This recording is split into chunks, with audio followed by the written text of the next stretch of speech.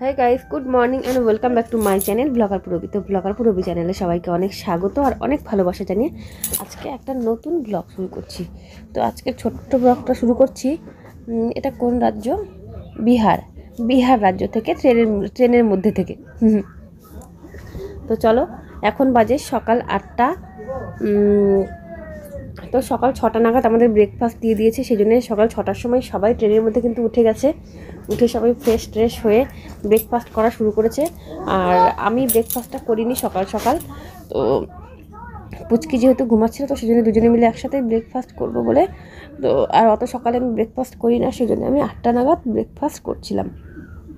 তো পুচকির ব্রেকফাস্ট করাটা দেখালাম না, শুধু আমারটাই একটু দেখাচ্ছি। চলো, ব্রেকফাস্টে আজকে দিয়ে দিয়েছে 4টা লুচি, সবজি আর হলো আচার। তো যাই হোক, ব্রেকফাস্টটা দিয়েছে, মানে কি বলবো, যে পেট ভরার মতন একটা ব্রেকফাস্ট।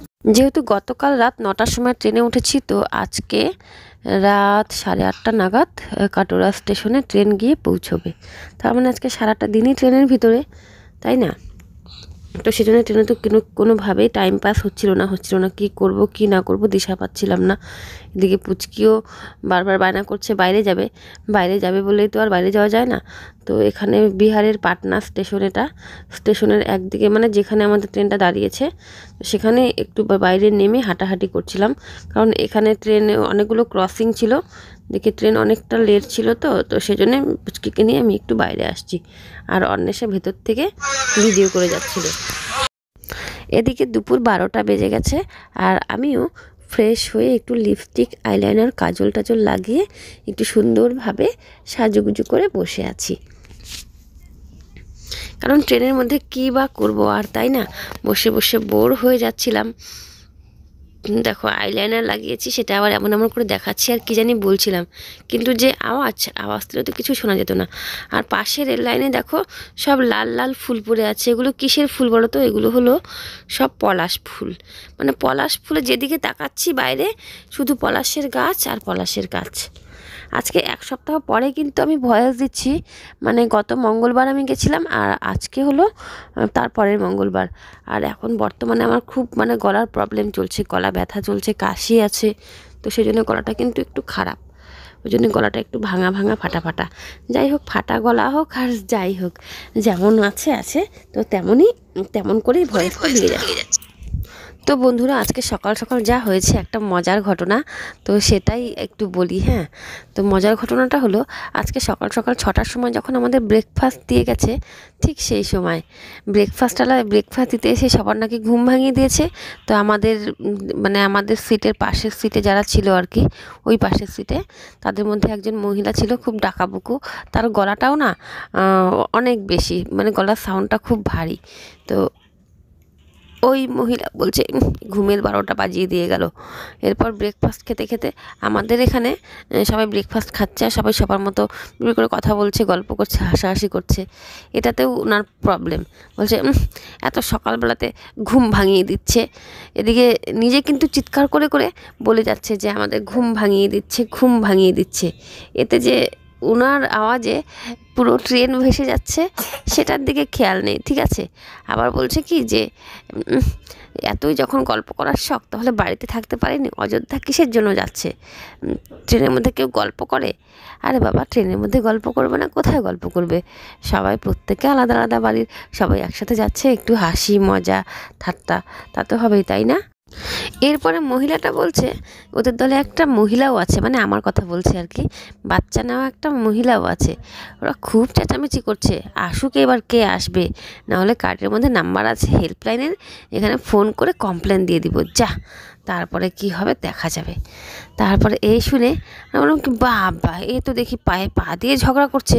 হ্যাঁ, ট্রেনের মধ্যে গল্পগুজব হবে না তো কখন হবে, তাই না? তো এরপরে কি হলো, আমরা আমাদের মতো সবাই চুপ করে গেলাম, ছেলেপেলেরা চুপ করে গেছে, আর আমি তো চুপচাপই ছিলাম, আমি উপরে শুয়েছিলাম, আমি শুধু শুনছিলাম।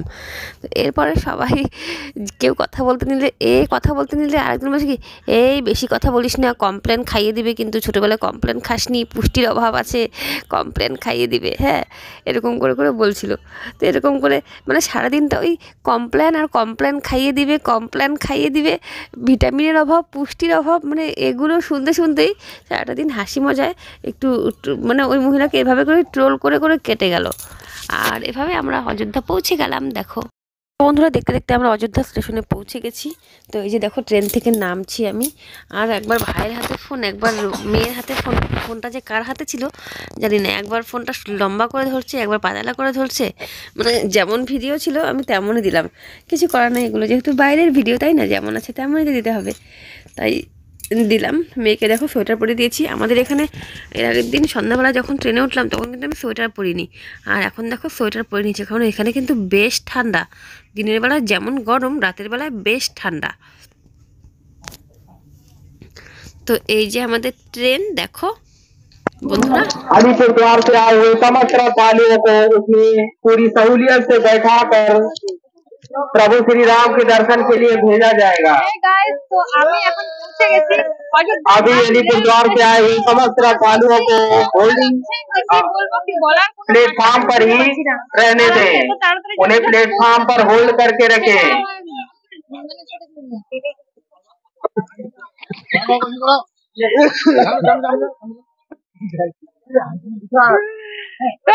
होंडा से आए हुए कुली स्टेशन मास्टर कार्यालय में संपर्क करें। होंडा से आए हुए कुली स्टेशन मास्टर कार्यालय में संपर्क करें। তো বন্ধুরা, আজকে ছোট্ট একটা ভিডিও দিলাম। তো আজকের ভিডিওটা আমি এখানে শেষ করব। ভিডিও আর বেশি বড় করছি না, কারণ ভিডিও বড় করলে অনেকটাই লং হয়ে যাবে। তো যেহেতু অযোধ্যা পৌঁছে গেছি, এরপর আমরা কিভাবে ক্যাম্পে গেলাম, তারপরে কোন দিক দিয়ে গেলাম, কোন কোন রাস্তাঘাট অযোধ্যার, মানে অযোধ্যা নগরীতে যেদিক দিয়ে আমরা ঘুরেছি, তো সেই জায়গাটা সম্পূর্ণ তোমাদের সঙ্গে যতটুকু ক্যামেরাবন্দি করেছি ততটুকুই শেয়ার করব। চলো আজকের ভিডিও এখানেই শেষ করছি। সবাই ভালো থেকো, সুস্থ থেকো এবং সাবধানে থেকো। ভিডিও ভালো লাগলে একটা লাইক করে দিও, আর চ্যানেলে নতুন বন্ধু হয়ে থাকলে অবশ্যই চ্যানেলটিকে